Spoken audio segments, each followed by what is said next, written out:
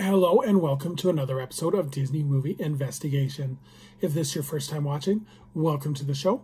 Each week we take a look at a movie that is featured on Disney+. On this episode, we are taking a look at one of Disney's most popular cult classics, Tim Burton's The Nightmare Before Christmas. And stay tuned for our bonus story as we take a look at Disneyland's Haunted Mansion holiday. And if you are enjoying these videos, please do hit that subscribe button. That way you will be notified with each new video. But for now, sit back and enjoy this episode of Disney Movie Investigation. So like I said, today we are covering Tim Burton's The Nightmare Before Christmas. This movie was released on October 29th, 1993. It was directed by Henry Selick, and it was based on a poem by Tim Burton. The production companies were Touchstone Pictures and Skellington Productions, and it was distributed by Buena Vista Pictures Distribution. The budget for this movie was $24 million, with a box office return of $91.5 million. But first, let's take a look at the development of the movie. So Tim Burton started his career as an animator for the Walt Disney Studio during the 1980s. He worked on animated films such as The Fox and the Hound, and he did a short film called Vincent, and then afterwards Burton would write a 3-page poem called The Nightmare Before Christmas. Burton would draw inspiration from Hollywood TV specials Rudolph the Red-Nosed Reindeer and How the Grinch Stole Christmas and the poem A Visit from St. Nicholas. Burton originally wanted to have the poem transferred into a TV special narrated by Vincent Price, but he also considered having the piece transferred into a children's book as well. Burton collaborated with Rick Hendricks to create storyboards and sculpted character models, and Burton would also show the work to future director Henry Selick, who was also working at Disney alongside him. After the success of Vincent in 1982, Disney began considering turning The Nightmare Before Christmas into a short film or a 30-minute TV special. The project stalled as unfortunately it was determined that the project was too weird for Disney, and Burton would ultimately be fired from Disney in 1984. But Burton would go on to direct commercial hits such as Batman and Beetlejuice. Burton would continue to think about Nightmare Before Christmas and found that Disney had the rights to the project. And then in 1990, the studio chairman, Jeffrey Katzenberg, decided to collaborate with both Burton and Selick to create a feature film based on the original Nightmare Before Christmas poem.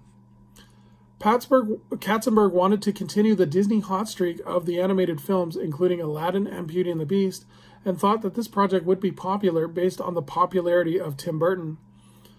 Burton was unable to direct the film because of commitments to directing Batman Returns, so he decided to hire his good friend Henry Selick. Danny Elfman would also be brought in to compose original songs for the stop-motion animated project. So the actual filming of the movie, Selick and his team of animators began filming in 1991 in San Francisco, and the crew contained 120 workers, and the sets were placed on 20 different sound stages for filming. At its peak, all 20 sound stages were being used at the same time. And Selick was inspired for the look of the film by making the animation look similar to a pop-up book. Burton would occasionally visit, but was in between completing projects for Batman Returns and pre-production on his next film, Ed Wood. In total, 227 puppets were created for Nightmare Before Christmas, with Jack Skellington having 400 different heads for his different expressions. So now that we know the development, let's take a look at the cast. So we have Chris Sheridan, who plays Jack as his speaking voice. Danny Elfman provides Jack's singing voice. Catherine O'Hara, who provides the voice of Sally. William Hickey, who provides the voice of Dr. Finkelstein. Glenn Shadek, who provides the voice of the mayor. Ken Page, who provides the voice of Oogie Boogie. Ed Ivory, who provides the voice of Santa Claus. Paul Rubens, better known as Pee Wee Herman, provides the voice of Locke. And Frank Welker does the voice of Zero. So now that we know the cast, let's take a look at the plot. So Jack Skellington, the Pumpkin King of Halloween Town, is bored with doing the same thing every year for Halloween. One day, he stumbles into Christmas Town and is so taken with the idea of Christmas that he tries to get the resident bat, ghouls, and goblins of Halloween Town to help put on his own Christmas instead of Halloween. But alas, they cannot get it right. So this movie was had some unique twists and turns in terms of its marketing and legacy. Walt Disney Records released a soundtrack in 1993, and the soundtrack actually had bonus tracks, including a longer prologue and an epilogue narrated by Sir Patrick Stewart. In 2006, the film was released in digital 3D, along with an updated soundtrack featuring cover tracks by Fall Out Boy, Fiona Apple, Panic at the Disco, Marilyn Manson, and She Wants Revenge. This bonus CD also included a bonus disc, which contained original demos by Danny Elfman. In 2008, Disney released Nightmare Revisited soundtrack, which featured covers of the original songs by artists such as Amy Lee, Flyleaf, Korn, Rise Against, Plain White Tee, and the All-American Rejects. Disney would market the film in unique ways, including action figures, books, games, arts and crafts, and fashion products. Jack Skellington and his friends would make his way into the Disney theme parks, with Jack Skellington being a big part of the Mickey's Not So Scary Halloween Party in Walt Disney World. And Jack is the host of the Hallowishes fireworks display. And the Nightmare characters also appear in the Frightly Fun Parade as part of Halloween time. And then Jack and Sally often appear for photo ops during Halloween and Christmas party events. In terms of spin-off products, a collectible card game called The Nightmare Before Christmas TCG was released in 2005 by NCEA, and the game starts players with a starter deck themed with Jack, Sally, the Mayor, Oogie Boogie, or Dr. Finkelstein, and each deck contains a rulebook, Pumpkin King card, and a 48-card deck.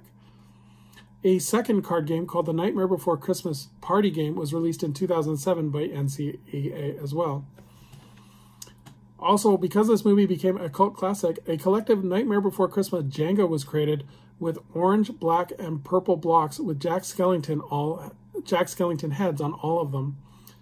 A 168-card Munchkin theme game was also created featuring the citizens of Halloween Town, as the game also contained a custom die similar to the one that Oogie Boogie uses in the film. And then finally, in terms of games, on September 15th, 2020, Nightmare Before Christmas Tarot card set was released with the artwork being created by Abigail Larson. In terms of books, several books have been released on the film. A pop-up book to help promote the film was released on October 1st, 1993. In 2017, Tim Burton's Nightmare Before Christmas Party Cookbook, Recipes and Crafts for the Spooky Party, was released. Tim Burton's Nightmare Before Christmas, the film, the art, and the vision was released in 1993, with a deluxe edition being released in 2009. Shea Earsaw is developing a young adult novel that should be coming out next year, titled Long Live the Pumpkin Queen, which explores Sally's backstory as well as a sequel story to The Nightmare Before Christmas.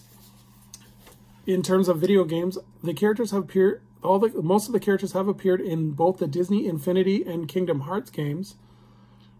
And then moving on to concerts, a live concert was held in the Hollywood Bowl in October of 2015, 2016, and 2018. And the show features performances from Danny Elfman, Catherine O'Hara, and Ken Page singing songs from the movie. On October 31st, 2020, a virtual benefit concert of the film was presented, with proceeds going to the Lymphoma Research Foundation.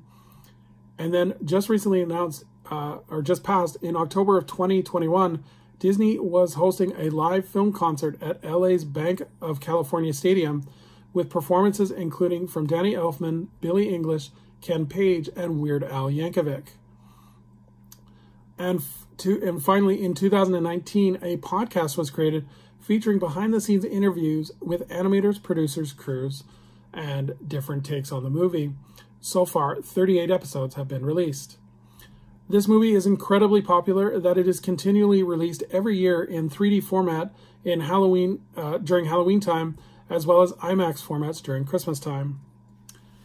So because the movie is so popular, often it is asked, why didn't we get a sequel? Well, we kind of did. In 2001, Disney considered doing a CG animation sequel, but Burton, being very protective of the characters, convinced Disney to drop the idea. However, the 2004 video game Nightmare Before Christmas, Oogie's Revenge, does serve as a sequel to the movie, with Capcom coming to Tim Burton as an advisor for the storyline of the game. And then in February 2019, Disney announced that it was developing a live-action remake of the film, but nothing further has been announced. So in terms of the theme park, this is kind of our bonus story, but it also includes the Nightmare Before Christmas characters. They created the Haunted Mansion Holiday. This was a seasonal overlay for Disneyland and Tokyo Disney's Haunted Mansion attraction, and it blends the setting of Nightmare Before Christmas characters and the original Haunted Mansion characters. The storyline was inspired by The Night Before Christmas, and the attraction tells the story of Jack Skellington visiting the Haunted Mansion and leaving the chaos behind. The Haunted Mansion is closed for 2 weeks in late August to allow the overlay to be put in place, and the attraction runs from early September to early January. But let's take a look at the history of this. So 2 other attractions that have holiday overlays, which was the Country Bear Christmas Special and It's a Small World holiday, and when Disney decided to add a holiday overlay for the Haunted Mansion, this was a perfect fit.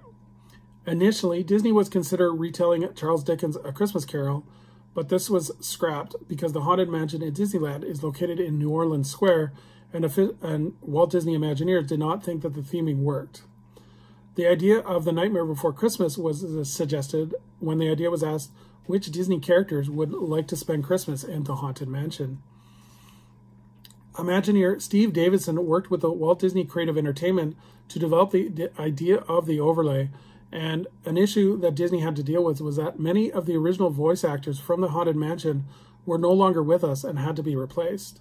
For example, Corey Burton was cast to replace Paul Frees as the ghost host. The attraction opened officially on October 3rd, 2001, and has become increasingly popular every year. And in 2003, Disney offered Oogie Boogie's Holiday Trick and Treats Scavenger Hunt, where Oogie was given hidden cameos throughout the ride, and guests would have to find him. So I'm just going to do a brief overlay of the attraction itself. There is a full video ride-through on YouTube that you can check out. So guests arrive outside the mansion where they can see pumpkin-style Christmas decorations, and on the roof they can see Jack Skellington's coffin sleigh that has been parked on the side of the building, and you can see Jack's Christmas equation along with a countdown clock counting down to Christmas. Guests are then led into the foyer where they see pumpkin wreaths, and the ghost host then begins to tell the story of the attraction. Most of the attraction does have a Nightmare Before Christmas kind of theme to it. When they enter the portrait room, the portraits have been replaced with stained glass painted stained glass Christmas scene depictions with wreaths and frames. And when the paintings begin to stretch, they stretch into the sounds of glass shattering, and pictures turn into luminescent portraits of Halloween Town's version of Christmas. We get to see Jack's face in the ceiling above as he wishes everyone happy holidays. And then when guests are led down to their ride vehicles, you can hear the songs Kidnap the Santa Claus playing in the background. The Doom Buggies are replaced with black Christmas sleighs, and they ascend the staircase.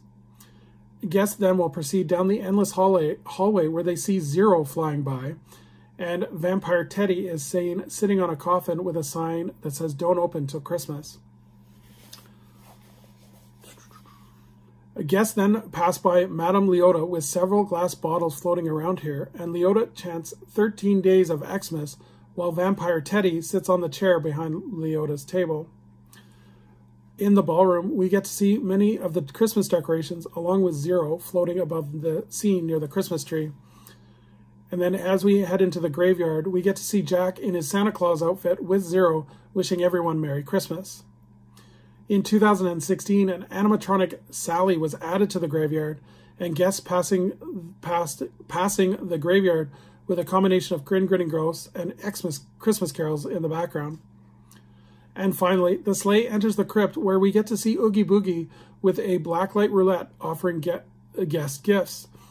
And then as they pass by the mirrors, instead of the hitchhiking ghosts, we get to see Lock, Shock, and Barrel who have been known to pop out. And finally, as the guests exit, they go to see glimpses of Sally as she's thanking Jack as he flies away and tells guests to hurry back. So overall, would I recommend this movie? I think this movie is great. I think it's a great story with a classic Christmas and Halloween story and then twist them together in a unique style. I think the songs are great. They're very memorable. Definitely like What's This Song and Kidnap the Santa Claus. I think those are the two highlights. I think the characters are well developed and you're taken on a journey that makes Jack very likable and relatable. I understand why people don't like this movie. It is a bit strange in terms of a Disney movie, and it is the world of Tim Burton and his art style, which is a bit dark and gothic. But I think the movie has become increasingly popular, and I know a lot of people that think of this as their favorite Disney movie. I also like the creative way of marketing this movie. I love the Hot Topic merchandise, and I think some of the stuff is very creative. Overall, I think you're doing yourself an injustice if you don't check out this movie, so definitely one that I recommend. So thank you so much for joining us. This video was a little bit longer, but there was a lot to cover. Please, I ask you to leave a comment below on what you think of The Nightmare Before Christmas. What is your favorite movie, and do you like the Tim Burton style? In our short preview for our next episode, we are going to explore the quirky comedy as we take a look at the movie All About Steve, starring Sandra Bullock and Bradley Cooper. So until next time, I hope you have a magical day, and we will see you real soon.